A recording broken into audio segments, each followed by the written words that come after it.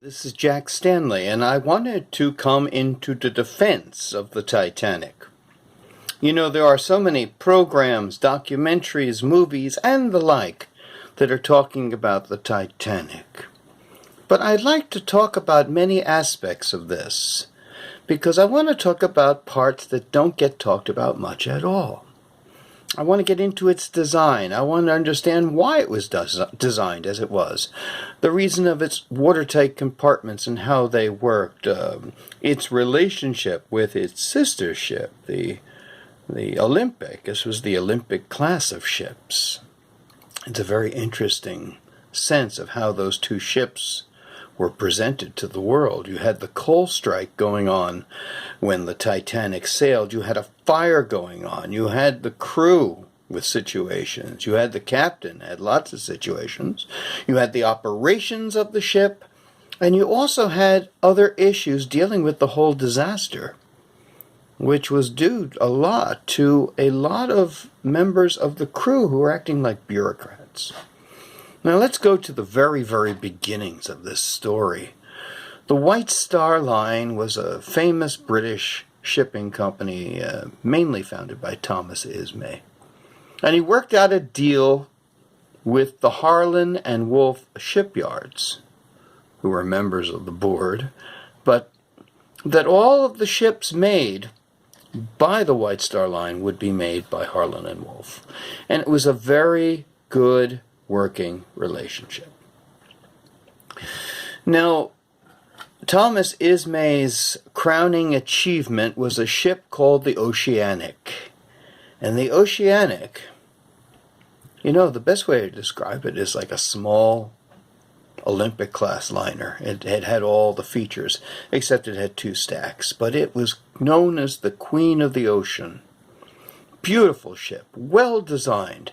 It had all kinds of bells and whistles and a watertight system that people would say made the ship practically unsinkable. It also had some wonderful rooms and stuff like that you will see many of these designs come into the Olympic class a number of years later.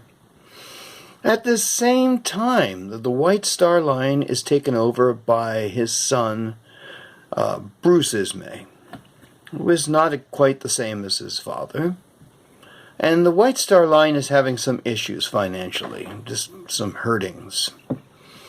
Now, at this point, in the beginning of the 20th century, there seems to be some financial troubles with Cunard and White Star, and Blue Star, and Red Star, etc. And into the fray comes J.P. Morgan. And J.P. Morgan buys the White Star Line, the Red Star Line, the Blue Star Line, all of these various star lines, and puts them under one umbrella, which he calls IMM, International Mercantile Marine, I believe is the name. And it was under this umbrella that everything starts to change with the White Star Line. While this was all going on, White Star is putting out medium-sized liners. Nothing too monstrous, nothing too outlandish. They actually put out a quartet of ships. They were called the Big Four. And the fourth of these ships to come out, I don't want to go into all of them. The fourth one was called the Adriatic. They all were somewhat similar. But the Adriatic's a very, very interesting ship because, first off, she made her maiden voyage in the beginnings of 1907, right at the same time as the Lusitania and the Mauritania. She only did about 17 knots. She wasn't a fast ship. She was a plodding ship. She was designed for comfort. The captain that brought her over was none other than E.J. Smith. And E.J. Smith was interviewed when he arrived in New York with the Adriatic, and they asked him about various things with the ship and safety. And they were talking about the watertight system. And he said, I cannot imagine a condition in which a ship can founder today. Modern shipbuilding has gone above that. I'm paraphrasing to a degree. He said, I'm a really bad story. I've never been shipwrecked, etc. He had some surprises coming. But it's interesting to note that the newspapers talked about the Adriatic as being practically unsinkable. She carried her standard 16 boats, and everything was fine. Around this time, the Cunard Line, which was financially strapped and really terrified because J.P. Morgan had just bought the White Star Line. And there were only two really big ocean liner companies in the whole of the English Empire that were major ones, that were for the Atlantic run. The other was Cunard. And, of course, the government realized this, too. And so a deal was arranged between the Admiralty and the Cunard line. And the deal was, we will fund you monies to make 2 superliners. Now, these superliners will be big, swift, fast, and convertible into light auxiliary cruisers in the event of war. That was the deal. So these ships were highly powered, highly subdivided, and very fast. And when the Lusitania and Mauritania make their debut in 1907, they take the world by storm. Not only do they take the world by storm, they shake up the entire ocean liner community. Because who had held the blue ribbon for a number of years at this point was Germany. And the Lusitania and the Mauritania, they take it. In fact, they take it back and forth from each other for a while. Now, this upsets White Star, because White Star has its plotting quartet, which are looking pretty lousy compared to these 2 Greyhounds. And so a meeting takes place between the heads of the White Star Line and the heads of Harland and Wolff, and there's a dinner. J.P. Morgan is not there. J. Bruce Ismay is there, and he comes up with some general ideas for 3 ships. Now, the reason why they need 3, Cunard has 2, and they have a weekly service. They're that fast. They can make the turnaround in a week. The White Star ships, they decide, will be bigger, wider, heavier, and slower. We're not concerned with taking the blue ribbon. Let Cunard have it. Now, the thing is, the Cunard ships, the Lusitania and the Mauritania, were about 790 feet long, give or take. About 32 to 34,000 tons in weight. And out comes this new design for the White Star Line with the Olympic class, and these will be 882 feet long, about 10 feet wider than the Cunarders, and about 46,000 tons. This is a lot heavier, a lot bigger, a lot denser than the Cunard Greyhounds. J.P. Morgan agrees. Everyone agrees, and work starts. And of course, the first of this batch will be the Olympic. When this work first starts on the Olympic, something happens which affects the ideal of this notion of the practically unsinkable ship. You have to understand, all of these ships were listed as being practically unsinkable. And they figured if they were damaged, they would have the time to get everybody off the boat. Now, you only needed 16 lifeboats. That's what the Board of Trade said. And they were in charge. And it was old and antiquated, but who's going to argue with them? And the idea was that these ships wouldn't sink very quickly if they sank at all, and there would be time to ferry the passengers from one ship to another using the lifeboats. That was the idea. In 1909, a White Star ship by the name of the Republic is rammed by a ship called the Florida. It's big news because wireless is used, and Jack Binns is the wireless operator, and gets a lot of press. And the interesting thing is that the Republic was mortally wounded, but it took a heck of a long time to sink. So long, they finally came to the idea that maybe we'll tow it in. But eventually it did. And the thing is that everyone was rescued, and the idea of the fact that these ships are subdivided in such a way it takes a long time to sink is reinforced when the Olympic is being built. The Olympic is completed. At the same time, the keel is laid for the second of the ships, called the Titanic. The Olympic is launched. It is a non-stop frenzy of news, of media, of publicity concerning this monster ship. We're talking about ships that are much bigger than the Mauritania or the Lusitania.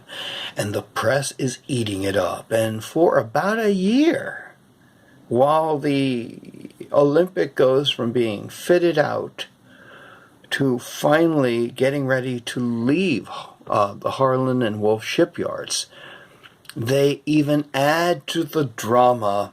When the Olympic is ready to leave, they launch the Titanic. Big, big publicity thing. And everybody wants to know more and more about the Olympic. It's the ship of dreams. It's the millionaire special. Everyone is just enamored with the Olympic. It travels around so people can just gaze at it. And actually, for a little bit of money, you can take a walk through it and look around at all the stuff. And the press non-stop is talking about it. When it finally does, it's very well packed maiden voyage. I think it was in June of 1911, maybe May. Non-stop press. When it arrives in New York, people are lined up on the Hudson to see this amazing ship come in. And so that whole year of 1911 is filled with the Olympic. And then it was over, and everybody was tired. And no one wanted to hear about the Olympic for a while. Everyone knew it was the greatest ship in the world. And at that point, the work is going on with the second ship, but it has a problem, because what the hell do you talk about? You're building an identical ship to the greatest ship in the world, so what do you call the second ship? They didn't know, and they came up with various things and talked about this and that, and they added an enclosed promenade, added a few more staterooms to make it more millionaire friendly, and a couple of 100 tons heavier. And while that is all going on, the Olympic has a severe accident. The Olympic was also losing propellers too. It was interesting. But the Olympic was leaving on a voyage under the command of good old E.J. Smith, and they get into an accident with the HMS Hawk. This is a serious accident. Now, the HMS Hawk is a cruiser with a ram bow, and it is drawn into the Olympic through suction and rams it squarely in the last third of the ship, going deep into the ship, making a massive hole. And, of course, the Olympic, if it was somewhat of a lesser ship, would have sunk. But the subdivision and everything involved in that worked. And so everyone was talking about the incredible, nearly practically unsinkable ships. Now, the Olympic is ferried up to Harlan and Wolff to have very important repairs, because there's no money being made. They only have one ship sailing across the Atlantic that's sellable. big and newsworthy. And so to get repairs done quickly, they rob parts from the Titanic and put it on the Olympic, getting the Olympic back out. And this has a profound effect on the Titanic, because the Titanic now has to have many things changed. First off, its maiden voyage was set for March of 1912. Once all the parts were borrowed, they had to change it to April 10th, 1912. This is an interesting thing if you think about it. Everything changes for the Titanic. And also things are held up quite a bit, getting everything done. They have to produce the other parts. They give it an extra 3 weeks or so. And then finally, the Titanic is put together. And they get it out for its inspection. Now it goes through Board of Trade inspection to see if it's seaworthy, checking out the lifeboats to make sure they can hold 65 people, etc. They do all of that. And it's done in a morning. Very, very quick. And then they have a nice, beautiful lunch. And the Titanic is fitted with its license to operate for a year by the Board of Trade. And then they have to get down to Southampton quickly, so the tide will be with them. And so they send the Titanic down on April 2nd. The night of. And the thing is, they have to push it. And they bring the ship up to about 23 plus knots. It's pretty fast, especially for a brand new ship. And they get down to Southampton Harbor and pull in. And then they provision the ship. Now, this is the world in which the Titanic was born. It was a world in which technology had taken center stage. It was a society where the rich were rich and the poor were poor, and God made it that way. Monuments were listed by importance rather than alphabetically. And so the Titanic was ready to take her place next to the Olympic as two of the greatest ships in the world. Now the problem was, it was very hard to book the Titanic because the Olympic was the star. The Titanic was just another Olympic, just a copy, a wannabe. And when she was ready for her maiden voyage, she was not booked hardly at all. I mean, half booked. What comes to her aid is there's a massive coal strike. In fact, the Olympic had crossed the ocean and had filled itself with coal, no passengers, just to make sure there was enough coal on hand for the operation of the Olympic and soon to be Titanic. Also, all the ships that can't sail transfer all of their passengers to the Titanic, and that's where it gets a lot of its passenger base. Also, they give up all of their extra coal to the Titanic, and obviously something was burning. And this starts a big fire in the coal bunkers. In fact, I'll show you the area on this model of the Olympic, because it's identical to the Titanic, is right over in here on the starboard side. The coal bunkers here catch fire, and it's a big fire. Now, they put men on it, and they're working on it all day, all night, and they finally get it under control as soon as they're leaving on the maiden voyage.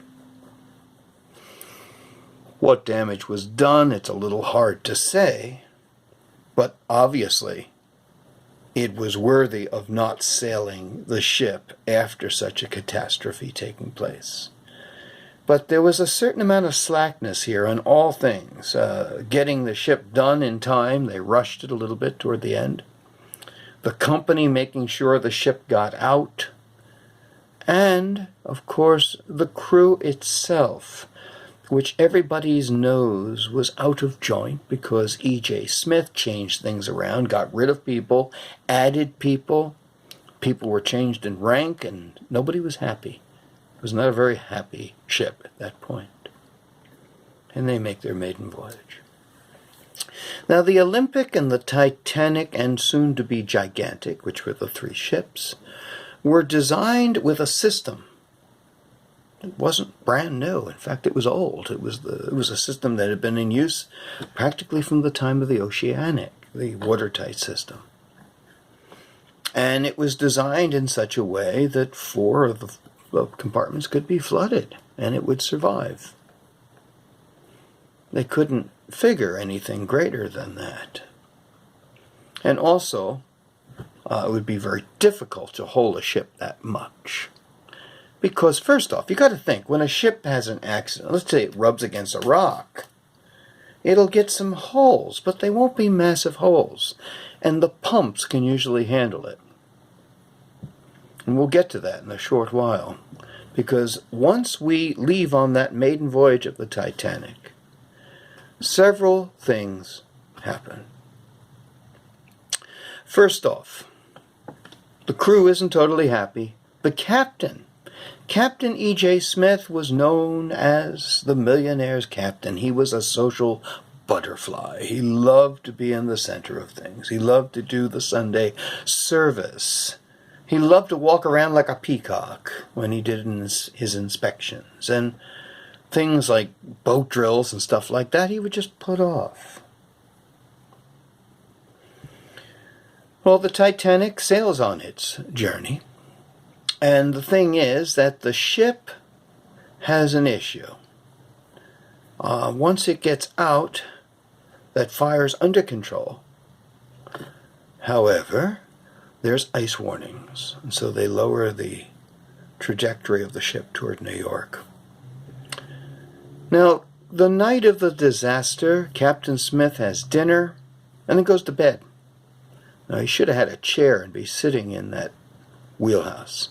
That's the job of a captain. He said, if it's in any way doubtful, wake me up. Well, sometimes an emergency doesn't allow you to be doubtful and talk about it. There were no extra lookouts, nothing. And so, the Titanic goes on her voyage. There was a change in temperature. There were reports of ice, and they knew when they would be coming up around the ice, but they thought they could see it. It was moonless, according to what they said. And then the ice was noticed. Now, let me explain something about these ships you don't truly understand.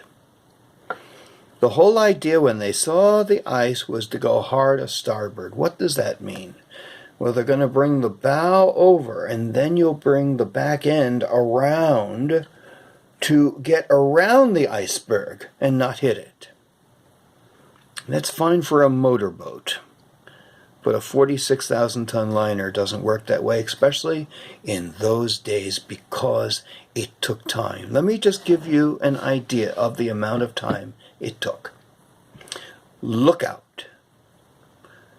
I see a berg. He rings the bell. Ding, ding, ding, ding, ding.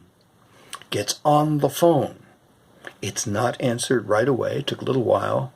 And someone picked it up and said yes. And he said, iceberg right ahead. I said, thank you. Very polite. Sixth Officer Moody. He reports to Murdoch, who's in charge at that point. Iceberg right ahead. Murdoch saw the ice. He immediately instructs the quartermaster, Hitchens, to go hard a starboard. So they turn the tiller all the way to the right so they can bring the bow away from the iceberg. In those days, you had to do it that way. It was like from the tiller of sailing ships. Then he takes the telemotor, marks it to full speed astern. Now, that doesn't change the speed of the ship. That sends a message down to the engine room, and they say, message. Okay, slow things down. Damper. Now, let's put it in reverse. I've already covered 30 some odd seconds here. This was just to get it to start to go to reverse. They didn't have time. The ship never went into reverse. If a ship goes into reverse, first off, when they're doing a high rate of speed and you turn the propellers in the other direction, the back end of that ship will bounce up and down, shake everything all over the place. If you want to talk about knocking people over and stuff like that, that's what would happen. They didn't have time. And so the bow went by and it hit. But it did not hit the sides of the ship. It hit the soft underbelly, right near the water, because they didn't strike the iceberg. Had they struck the iceberg, people would have gone flying. They rolled over much of the submerged part of that iceberg, damaging the lower part of the ship, especially where that fire had been. Popping rivets, tearing apart seams, and then what happens is that they turn the back end off and then the ship stops. And everything would have been fine if they stopped right then and there, but they didn't. And this is where the fault of the captain comes in. After stopping the ship and getting the carpenter to sound the ship, people come, they talk to captain, they talk to everyone. Ismay comes up, talks to the captain, and then the captain puts the Titanic ahead at half speed. Now, all these little dents and holes and pokings from the iceberg really will not cause the ship to sink fast because the pumps can handle it. And what happens? By driving that ship through the water, forcing tons, thousands of tons of water into the ship, filling up those compartments far faster than the pumps can remove it, dooming the ship. To add insult to injury, finally they stop that, but to stop it all, what they do is they start loading the lifeboats. You had Murdoch on one side, you had Lightoller on the other. Murdoch was smart. He said women and children first. When there were no women and children, he put men in. Lightoller looked this way and said women and children.